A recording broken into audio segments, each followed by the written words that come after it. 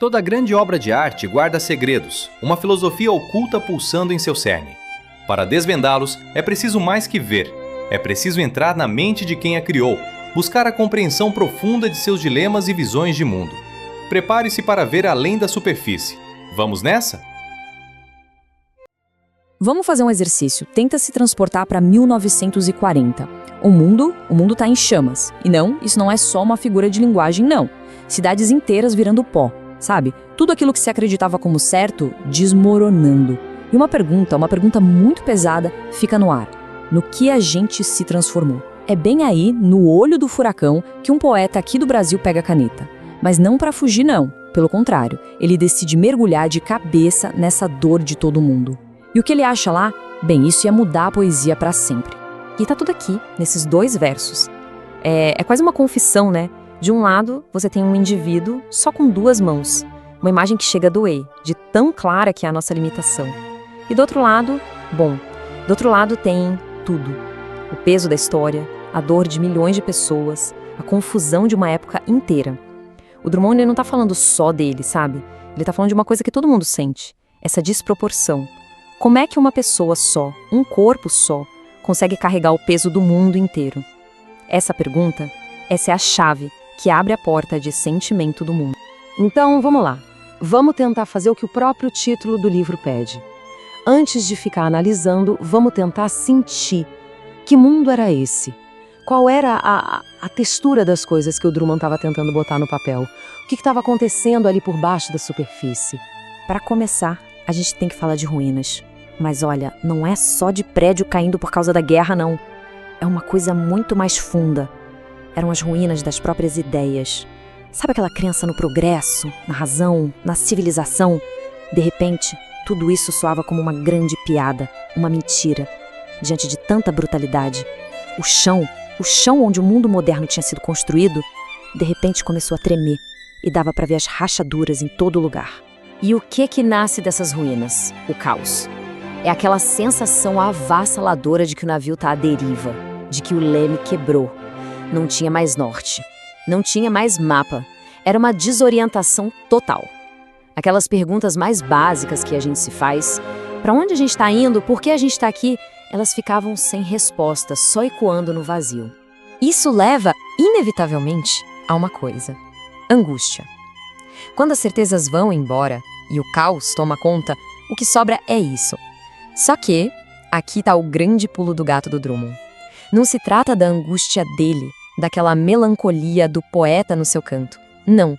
É uma coisa que estava no ar, sabe? Uma condição de todo mundo. Aquele sentimento de desamparo não era de uma pessoa só. Era de uma geração inteira. E é aqui que a gente chega no coração de tudo, na ideia que muda o jogo. O sentimento do mundo é justamente esse momento em que o poeta entende e diz: essa dor que eu sinto não é só minha. Ele vira uma espécie de antena que capta e transmite o que a humanidade inteira está sentindo. A voz dele não é mais a voz de um eu, ela se dissolve num nós. Ele para de falar sobre si e passa a falar a partir de todos nós. E essa é a grande pergunta que fica pulsando em cada poema.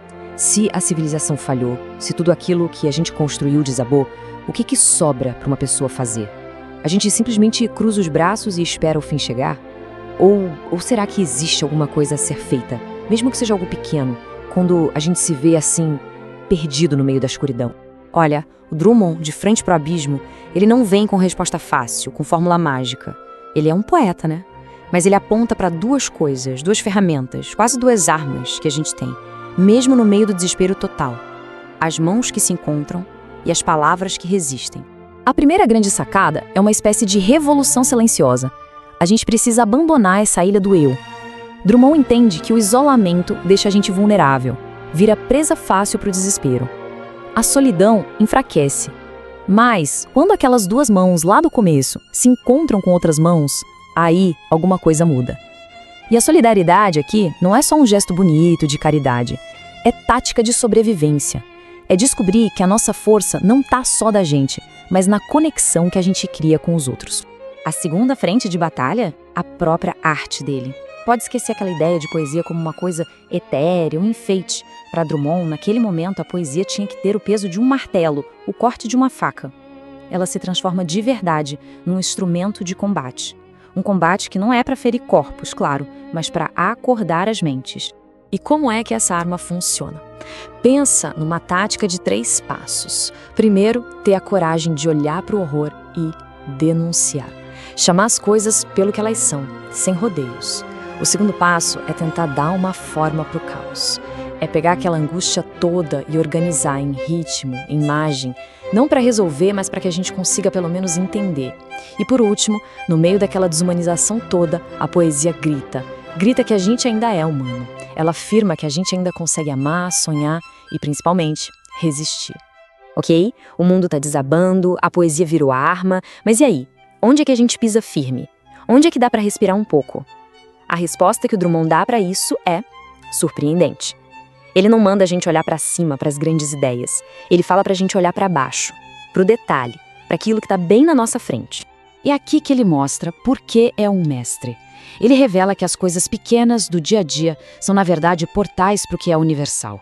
Uma rosa teimosa que nasce numa fresta do asfalto não é só uma flor. É a vida dizendo para a morte, eu ainda estou aqui.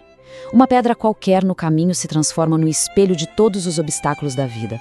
O rosto de um desconhecido no bonde, de repente, carrega todas as dores e todas as esperanças do mundo. É isso. Ele nos ensina a ver o gigante dentro do que é minúsculo. No fundo, o que ele está dizendo é uma coisa até que simples, mas que vira tudo de cabeça para baixo.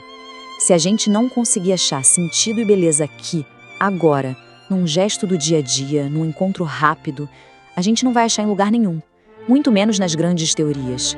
A vida, com tudo que ela tem, está acontecendo nesse exato instante. Então, por causa de tudo isso, ler Sentimento do Mundo é muito mais do que ler um livro de poesia, um clássico. É como ter uma conversa profunda com um filósofo. Um filósofo que fala da nossa fragilidade, mas também da nossa força. Um cara que escreveu a crônica da alma humana bem no meio da tempestade. O caminho que ele traça pra gente é uma jornada de transformação mesmo. A gente começa naquela angústia que paralisa quando percebe o peso do mundo nas costas. Mas aí, a gente descobre na solidariedade um jeito de voltar a caminhar. Usa a palavra como ferramenta para lutar, para entender. E no final, o que aparece não é uma alegria boba e ingênua.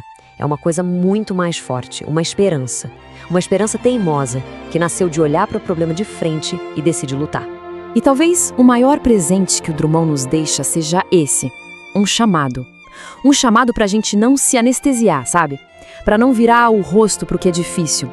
É um convite para a gente sentir o tempo em que a gente vive, com tudo que ele tem de doído e de possível. Porque no fim, sentir o mundo é o primeiro passo. O passo essencial para quem ainda sonha em mudar alguma coisa. E aí, claro, a pergunta volta. Ela sempre volta. Aquela questão que o Drummond jogou para o mundo lá em 1940, ela viajou no tempo, atravessou décadas e caiu bem aqui, no nosso colo. Agora, olhando para o nosso mundo, para as nossas crises, para os nossos desafios, a pergunta é essa. E hoje? Qual é o seu sentimento do mundo? E assim, mais uma vez, mergulhamos nas profundezas de uma obra, não apenas para apreciá-la, mas para desvendar a questão filosófica que pulsa em seu cerne. Se você também anseia por essa visão que transcende o óbvio, por mergulhos filosóficos que expandem a mente, então inscreva-se no canal e ative o sininho. Assim, você não perderá nossas próximas análises e juntos continuaremos a desvendar os significados ocultos que a arte nos oferece. Até a próxima!